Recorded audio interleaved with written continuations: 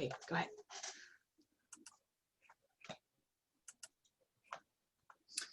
Great. Well, thank you so much for having me here tonight. I just want to say right off the bat here that I have been a mother for 38 years. I've been a grandmother for 17 years. And I think that that has been my best experience for understanding, you know, what the world looks like from maybe your perspective. And I also want to thank you for the work that you do.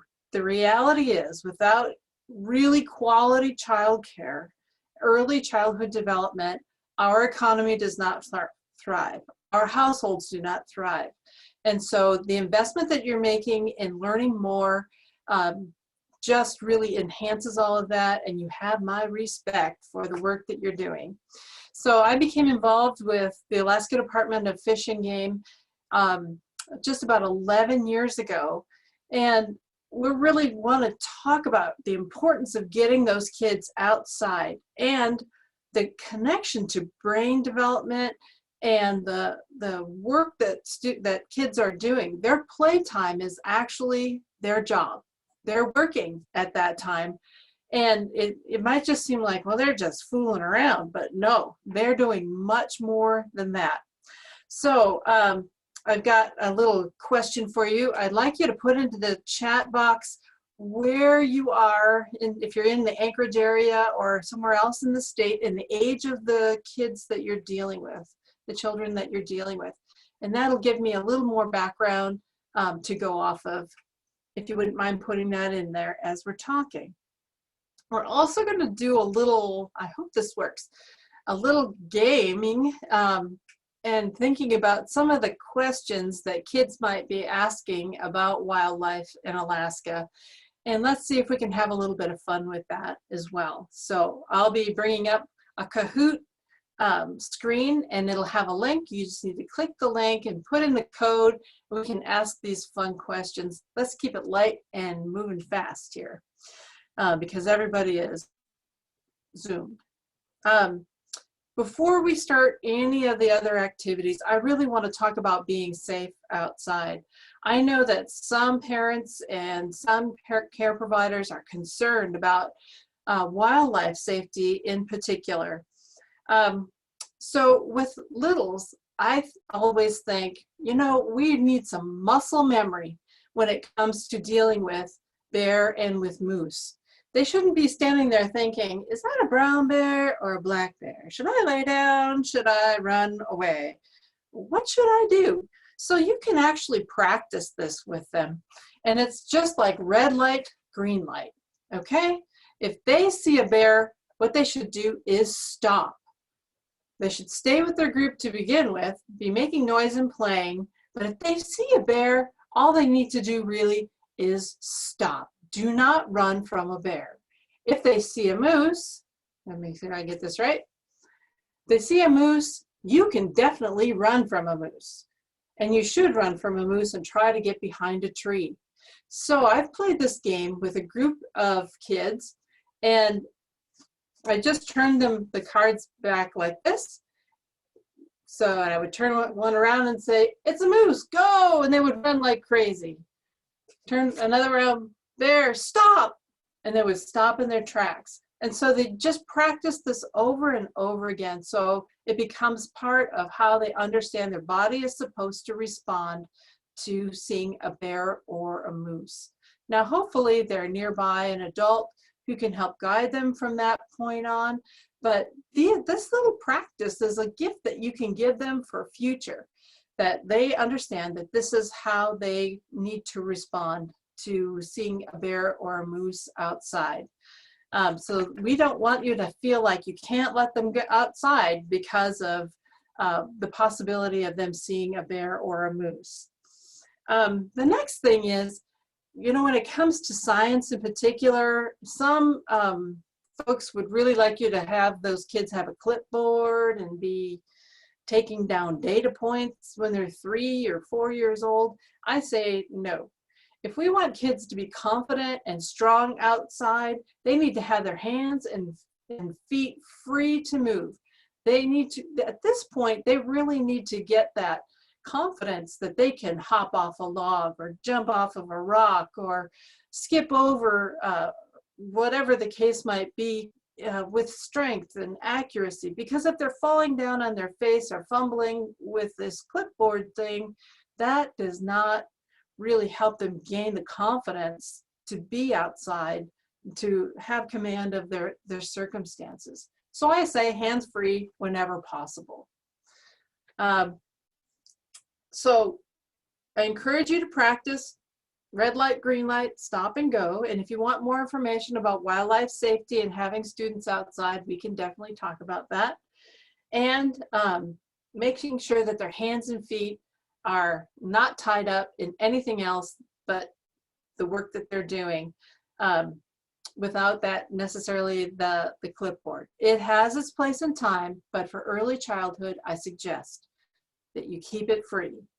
So let's see if we can get this Kahoot thing to work properly. And I'm not coming up on it. Okay, so we're going to think about what we want to do outside. Hopefully it's not always getting air, but it can be a lot of fun if necessary. The hand light, green light. The next thing, I'll get that Kahoot thing going here in just a moment, but one thing I wanted to remind you of is if you are guiding students outside or children outside, there's and you're looking for things, there's a way to kind of promote their interaction with you, as opposed to saying, do you see that bird? Can you see that bird? Well, what if your little can't see that bird? What does that do for their confidence in being able to participate and identify? What you might be able to say is, I noticed there's maybe a bird nearby. I notice. The next thing is, I wonder what kind of bird that would be. It reminds me of whatever the sound might be. So that mantra essentially that you're using to invoke their conversation is, I notice, I wonder, it reminds me of. And sometimes it's not in that exact order, but what that does is gets them to speak back to you. Then you start having a conversation about what they're seeing, and maybe an investigation, and maybe something to help you find out the answers to your questions. And if you think about it, it reminds me of is essentially a metaphor. Hey, that's a language arts skill. Right off the bat, they're doing it without necessarily naming it, but you're adding that bit of science literacy as well as just basic communication. So I encourage you to give that a go. I notice, I wonder, it reminds me of. Okay, so let's think about what kids do naturally. They are collectors, they're good observers, they're asking questions, they're designing and they're building, constructing. They're busy out there. And we could have made a really long list here, but we don't have all evening. So I just chose these 4 to focus on for right now. All right, so here's our Kahoot break after all. You can see that, that I've got a link up here. Go ahead and first go highlight the game code. You're going to need that for getting to opening up the game. And let's see if we can make this happen. I also put the link in the chat. So if you click on the link in the chat, it'll take you right there as well. Perfect.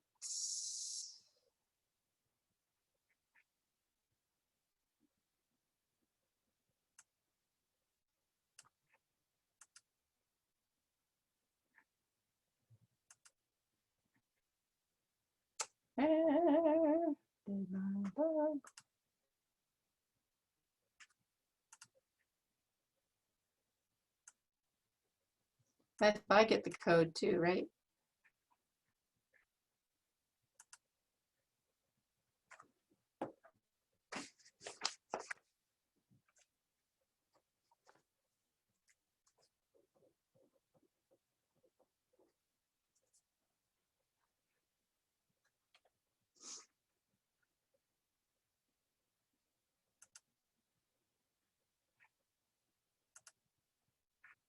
Okay, so I'm going to put my own PIN number in.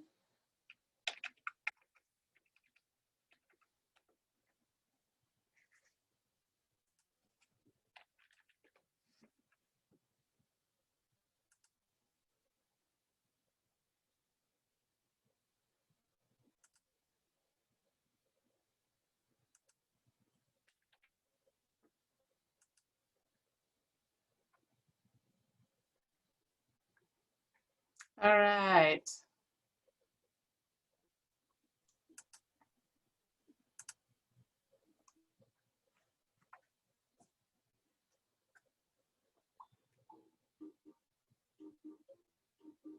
Oh, it's giving us a different PIN number there. Sorry, folks.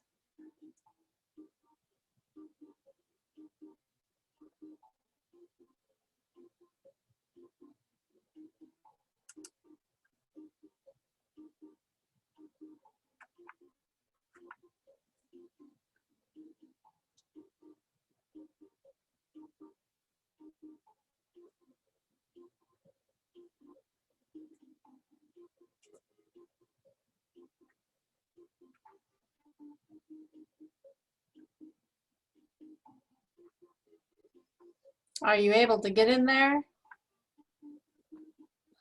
I just got in. Oh, there's Renee. Rand, sorry. Yeah, that's okay. So if you're having trouble, if you go to kahoot.it right here, that website right there, it should take you to the game pen page, and that's where you'll put this number in, and then you'll put in a nickname, and then you're in.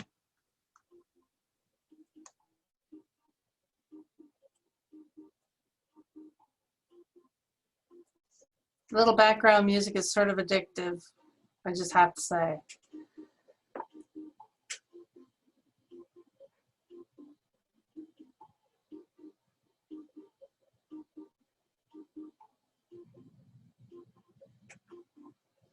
Should we just go ahead and start it to see what it has to say?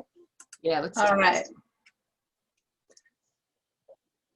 So of course, kids ask us questions all the time about animals, about wildlife. So I just decided to ask you what you think. Why do some ducks show their butts? Well, either they're having a contest, they're holding their breath, they're hiding from predators, or they're eating. Yes, they are dabblers. Exactly. Let's try another one. Are there meat-eating plants in Alaska? Meat-eating plants. Yes, the answer is there are meat-eating plants. What meat are they eating? Insects. They can't get enough nitrogen, so they put out those sticky drops, they capture them, and they fold in, and they absorb them. So why do gulls have different color feet? Maybe they get to choose them? Or the color changes? I noticed they have different color feet. I wonder why they have different color feet. It reminds me of, I don't know, bad pantyhose. The answer is that nobody knows. Even scientists don't know why. That they ask, well, why do you have different color hair? Or why do you have different color eyes? These gulls could be very similar.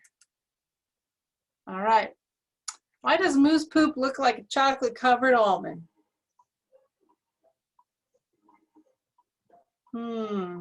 Because they roll across the ground, or they've been eating chocolate covered almonds? Or maybe not. The fact is they're eating mostly woody plants. So every spring we get this call from people in their backyards, I've got a bear in my backyard, because they think they have a big plop of poop from a bear, but it's actually from a moose because they're changing what they're eating.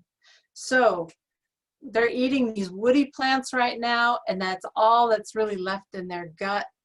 And the fact is, if you needed to start a fire, you could use moose poop because it's mostly wood. Things you thought you never needed to know. So what's that thing that's dangling underneath a moose's chin? Have you ever noticed that? The males are bigger than the females, but they all have this thing wobbling around. So is it a food pouch? Or maybe it's just a really old grandpa moose or grandma moose? Yeah, it's called a dewlap, but nobody knows what it's used for. I wonder. I notice it reminds me of all of those statements could be said about that moose's dewlap. So there are many amazing things that are going on in nature for sure. And I encourage you, this is just a fun way to maybe break up our presentation a little bit, but also to think about all the wonders in nature. And if you need or want to learn more, there are plenty of opportunities for you to do that as well. So I'm gonna get back to business here. Sorry.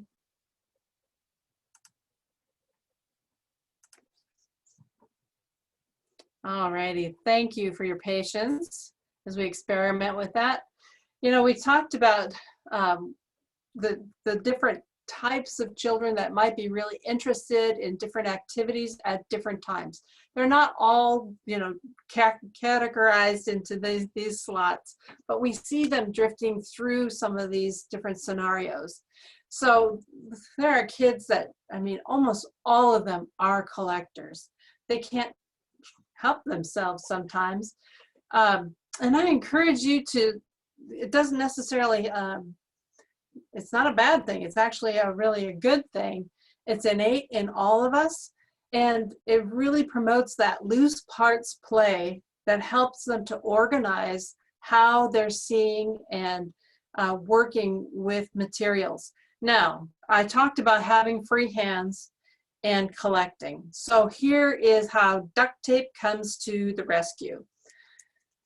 This is just a long piece of duct tape that I've folded in on itself. I've got a little bit of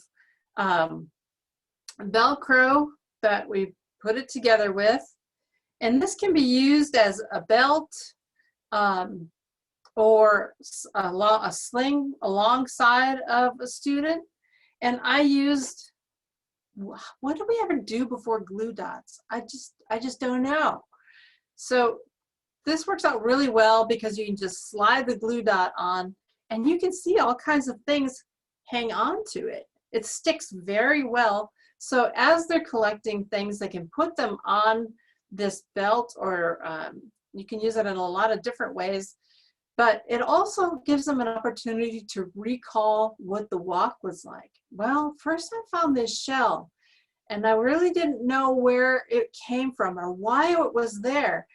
Then I found a bird feather. It's purple, but we don't have any purple birds in Alaska. What, you know, so they can even go on to add some of the other odd things that they may have found to add to their story, but it's a way to recollect what they came across and articulate to you back of what their adventure was like. Then maybe sort this and see if there's any consistency about what they were interested in.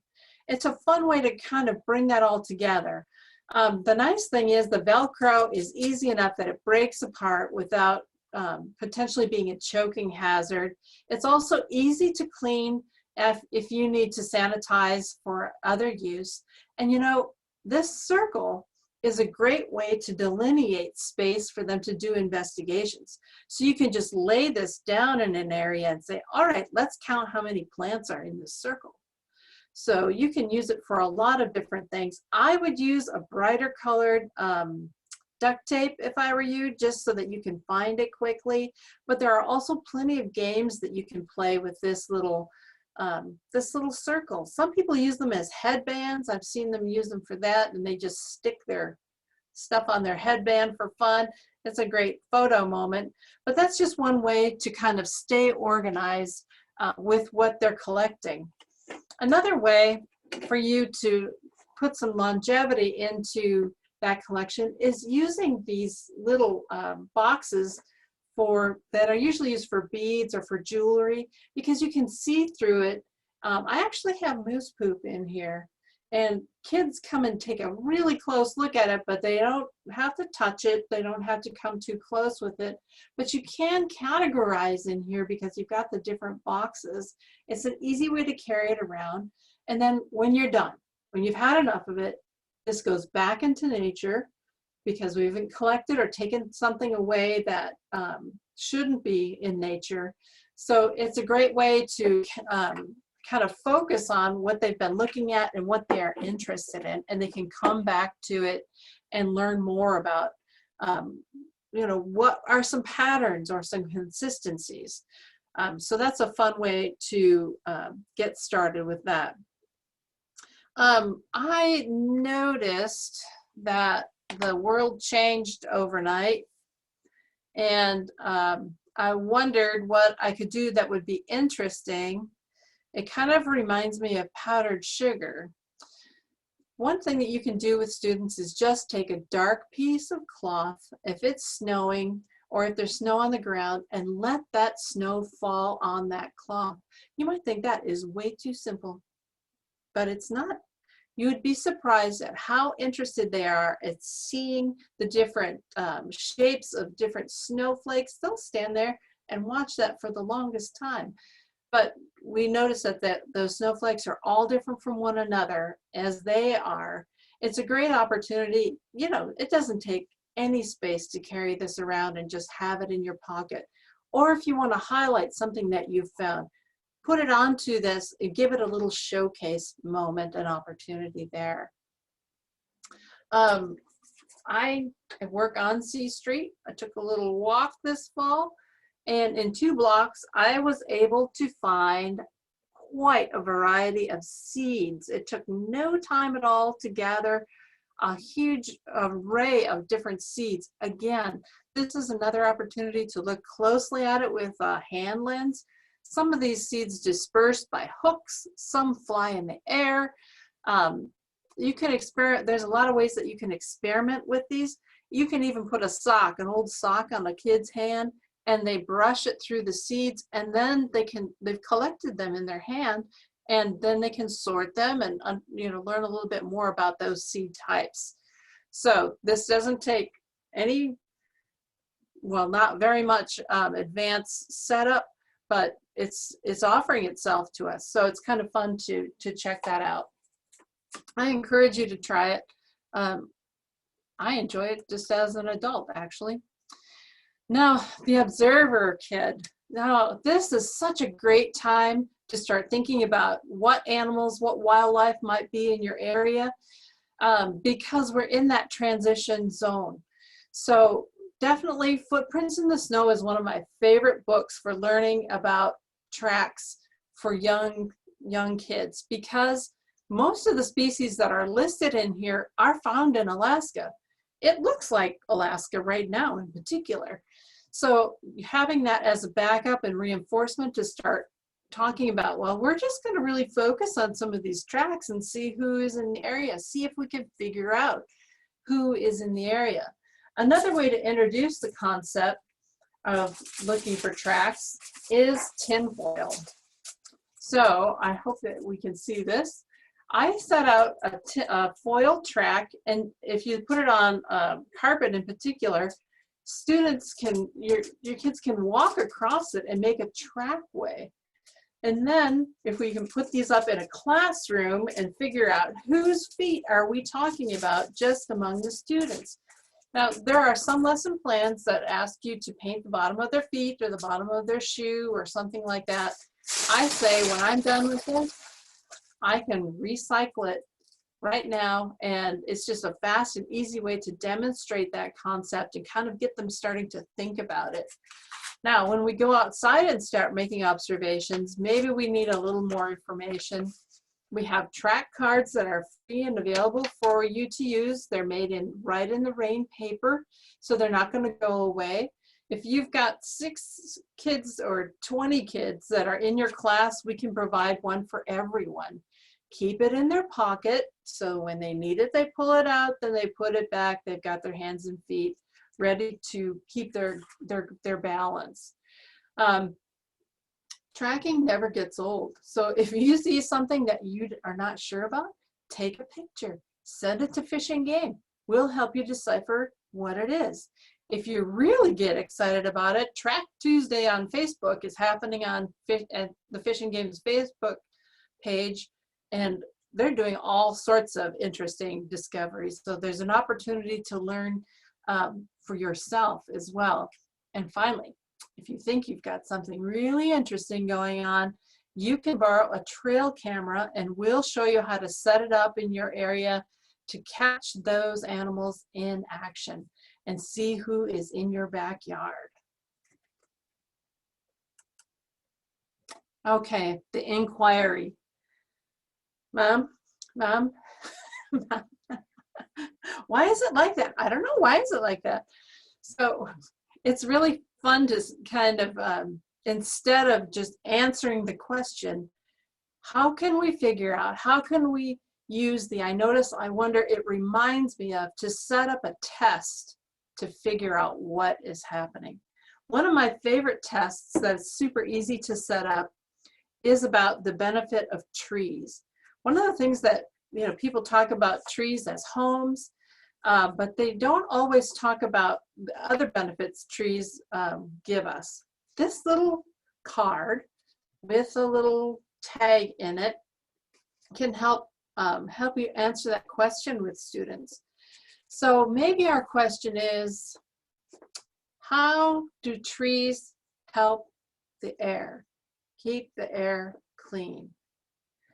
So what we do is take the card, use a little bit of petroleum jelly, smear it on the card, and let's go put it in a tree and leave it out there for a day, maybe 2. Then pick it up, look at it with a magnifying glass on your phone or a hand lens and see what you have captured. Students have actually been able to see pollen on these cards that is flying around. Oh, that's what's making me sneeze and maybe not feel so well. Well, you can actually see it on the card, but more likely they're seeing dust and they're seeing dirt that's flying around in the air. So it's a great way for them to see that these trees are helping to block some of that. They could even test trees on one side of the building versus the other side. The petroleum jelly is a lot of fun, but it also makes their hands a little bit soft and gets them engaged in that activity. Super fun, super fast, and can easily be done. Let's see. Oh, yes. The designer and builder, right? I love to use these paint cards. I use them for adults. I just enjoy the way they look. They make me happy. I encourage you to even potentially put them on a ring that you're seeing in the photo here and cut out the end of them so that students can match them up, or have them collect the materials that they're finding that are similar to these colors. Why don't we find very many of this color or this color this time of year? What's happening or not happening? Home Depot will let you take home about as many of these as you want to. It is not an expensive thing to do. You can also glue them onto a paper plate if you want to do that. But if you can put them on the ring, that keeps most of their hands free again. Just making sure that they're always feeling successful out there. And sometimes no answer is an answer. And having some comfort in that, well, we didn't find that color today at all. I wonder why not? So you get another opportunity to engage them in that scientific language. How many of you have built a fort as a kid? Blankets, yep, almost anywhere. And it's universal that kids may want to make a nest. They want to make a little hidey hole for themselves. And imagining fairy houses are another really great way to have them think about materials, shapes, sizes, who lives there, what's the backstory. You know, you're really getting them their hand-eye coordination, working together. And the nice thing is there are plenty of places in Alaska where this is acceptable behavior. If you don't, as long as you're not putting trash or adding, you know, things like that to those fairy houses, most of those materials will decompose, they'll go away. But the really cool thing is the person who comes behind you and sees a fairy house, what kind of an experience are they having? You know, who was here? Who did this? What is the mystery behind this? So it can be a lot of fun. One place that we've gone to in Anchorage is Northwood Park. It's very, very mossy back in there, and boys and girls between the ages of 4 and 7, we barely heard a peep out of them because they were so busy constructing this little home and imagining the thing or the person that lived there. So it's yet again another opportunity for them to explore the textures, understand how they would work together, and tell that story. Okay.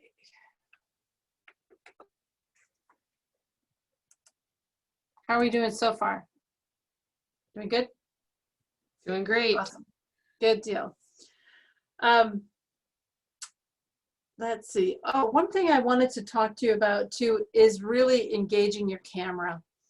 And there are some great opportunities as they're building these things or collecting or things that they saw, but you might want to bring up later is snapping that picture to demonstrate that for their family. This is what we learned today. This is what we saw. If there are minnows in the creek, okay, if you're in Campbell Creek and you're seeing small minnows, they're more than likely salmon. And they're very fun to see, but I would really encourage you not to try to catch them because that's our food in the future. So stressing them out, that can be a problem, but it is such a victory to see. And I encourage you to get them on their bellies and just hold still for a minute, wait for something to move, and they're more than likely to see it. Campbell Creek is a great spot for that to happen. There are a lot of safe places where they can engage there as well. So as far as them remembering their experience, research has shown that having even a little picture frame or something to, like a pretend camera, can help them remember that frame, that moment. It kind of creates that post-it note, if you will, for them to remember in the future. And actually experts that teach people how to remember things, ask them to think about, okay, what came before that, what came after that, and then they remember what that moment was. They've also found out that you don't need a camera, you don't need this frame. For littles, all they do is pretend to take that picture, and it creates that post-it note for them as they remember what they recalled. And you can imagine the story when they go home of, what do we do today? I noticed there was a sound of a bird. It reminded me of, you know, you can give them this gift of learning how to talk about what their experience was like, how they felt about it. That articulation is not only good for you to understand where they are, but a great gift for the future, for them to be able to talk to about anything. So it builds language arts, you're building science, you've got a little bit of math in there, some adventure, maybe some calculated risk where they're not going to be hurt, but they might have to think about the consequences of what they're going to do next. It just creates some really fun opportunities. Some of these activities that we've talked about today come from the Growing Up Wild curriculum guide. This big old book is pretty amazing, but it has all of these lessons in here laid out step by step, and they really do coordinate a variety of disciplines. We have those available at Fish and Game. You don't have to take a workshop for it. So if you're just looking for ideas and, you know, a little bit more for schooling especially, I encourage you. If you just want to take a look at one sometime, I'm happy to provide that opportunity to you as well.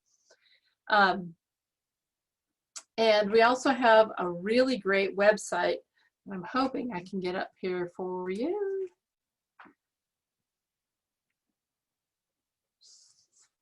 It's the Alaska Department of Fish and Game's at home or at school website. And I don't have it. Oh, here it is. Great. So here are just links of all kinds of materials that you might want to use for backup for some of the things that we've talked about. Ecology cards. These are 270 cards with all different Alaska species, and on the back of it is a bunch of information. Great for matching.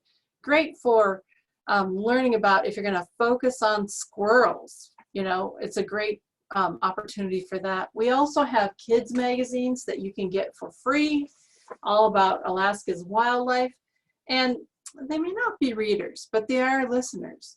So sending these home for their parents to read with them is a great opportunity to learn more. This one in particular, you can cut out the hexagons and play some games with them. So this site is just jam-packed with videos, how-to videos, information about forests, and there are other worksheets that are in here, other information about wildlife safety. But as much as anything, I just want to encourage you to connect with us. If you've got questions, if you have a need, that's my job. So I'm delighted to talk to you more about how we can support your learning, the learning of your students, and for you as well. If you want to know more about Alaska's natural world, I encourage you to reach out. So I just want to thank you for this opportunity, and I hope that you're thinking, oh yeah, maybe I could do that. I encourage you to just try it. Brenda, this was so awesome. Wow, I feel like super excited and encouraged even as a mom, and I know just even seeing messages in the chat, people are also feeling the same way. So thank you so much for all these amazing activities and encouragements tonight, and things that, like, it seems so simple to do and I didn't even think about, like I love the fact that moose poop can be a fire starter. That was mind-blowing to me. I never even thought about that.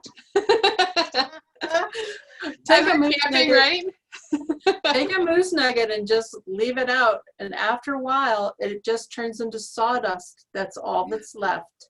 Yeah. So, and our pioneers used to burn bison, yeah, as well, bison poop. So we know that it can be used as a fire starter. It works. Yeah.